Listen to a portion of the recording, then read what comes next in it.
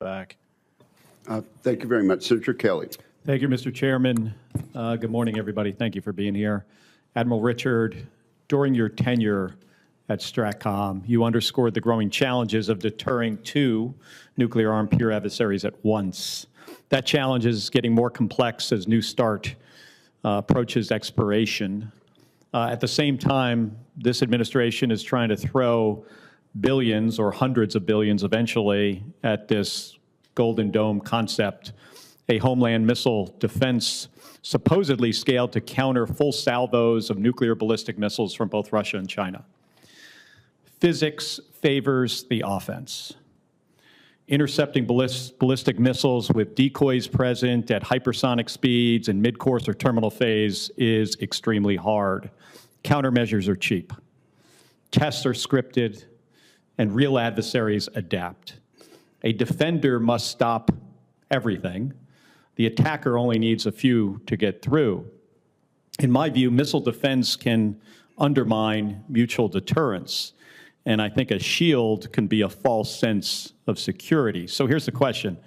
In a world without arms control limits and with two major adversaries potentially expanding their nuclear arsenals, what are the strategic implications for pursuing this kind of defense?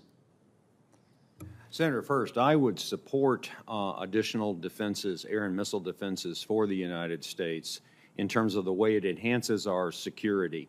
I think the success of the Israeli system is an example of the technical challenges that you just described can be addressed.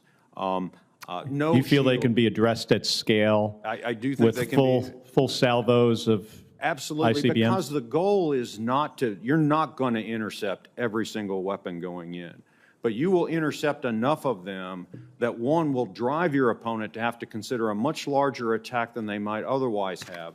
There's a deterrent value in that alone. And then introducing a lack of confidence on the part of your opponent that their attack is going to be successful, yet they will carry all the consequences of having started it, I think enhances our security. But Admiral, would you agree decoys are pretty cheap? I would agree. Decoys are pretty cheap. I would agree that there are ways to discriminate through that. I also think directed energy is pretty cheap. And so I think there is a technological competition, not unlike other ones we've had in our history, that we can win. Yeah, and I'm not opposed to a missile defense. I mean, what we have at Fort Greely, having 44 interceptors for a rogue nation concept makes perfect sense to me. And I think that's where our investment should be. I think the risk, I think we often underestimate that risk. But when you look at the math on this, the number of interceptors, especially if we're going to put them in space-based interceptors, the math becomes unworkable rather quickly. And all Russia or China needs to do is expand their magazine depth. And in my view, and I want to get the ambassador's opinion on this, Ambassador, do you feel this is a destabilizing approach? It depends on what the "this" is, Senator. Well, the Golden Dome system that we could spend upwards of $1 trillion on to build a system of space-based interceptors to try to intercept a full salvo of nuclear weapons from Russia and or China. I support what we agreed and recommended in the Strategic Posture Commission report. That is limited missile defenses against conventional and nuclear threats to the United States, integrated air and missile defense, I stress, because there are also a lot of air-breathing systems. We spent a time this morning talking about Russian exotic systems. These new nuclear-propelled systems are not on a ballistic trajectory. Right. They are air breathers, and they come in under that ballistic trajectory. So I think we need to take a comprehensive look at this, including the very long experience the Russians have with countermeasures of all kinds, and figure out what will buy us the most effectiveness in countering limited, opportunistic attacks on our critical targets. Yeah, I agree with you. On the limited, opportunistic attacks, we need something. I am very concerned that we can throw $1 trillion at a problem that ultimately we will find is unsolvable, that we will not be able to get a 4 nines kind of reliability out of it, and we just wind up encouraging our adversaries to build more ballistic missiles, more warheads, and then this problem ultimately grows out of control. I mean, we've seen this before. We've got the numbers down, and I really worry about the future for our kids and our grandkids living in a world where we have multiple countries with potentially thousands and thousands of nuclear weapons. Thank you, Mr. Chairman. So today we're diving into something that it really feels like it's straight out of science fiction. But it's very, very real. Exactly. We're talking about this concept of a golden dome, a massive, comprehensive missile defense shield for the entire U.S. homeland. And our source for this is fascinating. It's this one specific exchange from a Senate hearing. A really high-stakes one. Yeah, yeah. You had Senator Mark Kelly, who's a former astronaut, debating Admiral Richard and an ambassador about whether this shield is even possible. Or, and maybe more importantly, whether it's a good idea.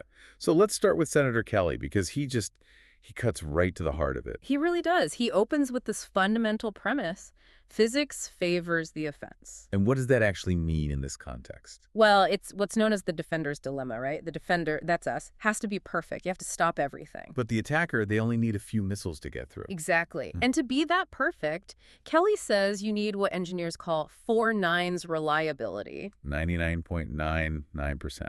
Yeah, which is, I mean, for something this complex, it's almost impossible. And the cost to even try to get there just goes vertical. Because you're trying to hit hypersonic targets in space. Yeah. But the attacker can beat you with something super simple. That's the core of the cost asymmetry argument. Our interceptors cost millions, maybe billions. They're decoys. They can just be simple balloons. So you end up firing, as he said, $1 billion bullet at a $10 balloon. Right.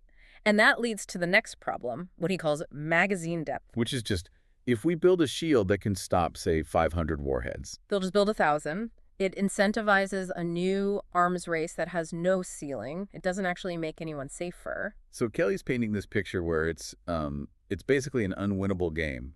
The math just doesn't work. It seems that way, but then you have Admiral Richard who comes in and says, hold on a second. He doesn't buy it. He refuses to accept that the math is the end of the debate. He completely reframes the goal. He says it's not about interception. Okay, so what is it about? Deterrence. The point isn't to be a perfect 100% shield. It's to create enough doubt, a lack of confidence is the phrase he used, that an adversary never even launches a first strike. So you just have to complicate their planning enough that they're not sure it'll work. Precisely. But that still leaves Kelly's cost problem, right? The cheap decoys. So what's Richard's answer to that? His solution is directed energy. Lasers, basically. If you can shift from kinetic bullets to laser beams, the cost per shot drops from millions of dollars to, practically pennies. And he said this is actually feasible. He pointed to Israel's defense systems as a sort of proof of concept that you can solve these technical hurdles and flip the cost equation. So we've got this standoff. Kelly says the physics and the economics are unworkable. Richard says new tech and deterrence strategy change the variables. Right. And just when you think you have a handle on it, the ambassador at the hearing throws in this huge curveball. Which is? That everyone is focused on the wrong threat. This whole Golden Dome idea is designed for ballistic missiles. Things that go up into space and come back down. Uh-huh. But the ambassador warns that Russia and China are already developing what are called air-breathing systems. You mean like cruise missiles? Things that fly low under the radar. Exactly. Nuclear-propelled systems that never leave the atmosphere. A traditional dome would be completely useless against them. So that it rendered the whole debate moot. In a way, yeah. It forced everyone to agree on a more limited goal. Senator Kelly actually supports something like the Fort Greely system. Which is what, a much smaller system? Much smaller, maybe 44 interceptors. It's designed to stop a limited launch from a rogue nation, not a full-scale attack from a superpower. So it's about integrated defense for opportunistic attacks, not trying to build an impenetrable shield against a peer adversary. That seemed to be the consensus, yes. We can't engineer our way out of mutually assured destruction. It's just such a fascinating tension, isn't it? The American impulse to innovate our way to safety clashing with the grim reality of the physics. And it comes back to that 4 nines number. If you can't guarantee 99.99% safety, then what are you actually building? Is it a shield or is it just a signal? Which leaves us with a pretty provocative thought for you to chew on. If we build a defense system that we know isn't perfect, does it actually make us safer? Or does it just tell our adversaries exactly what kind of unstoppable weapon they need to build next?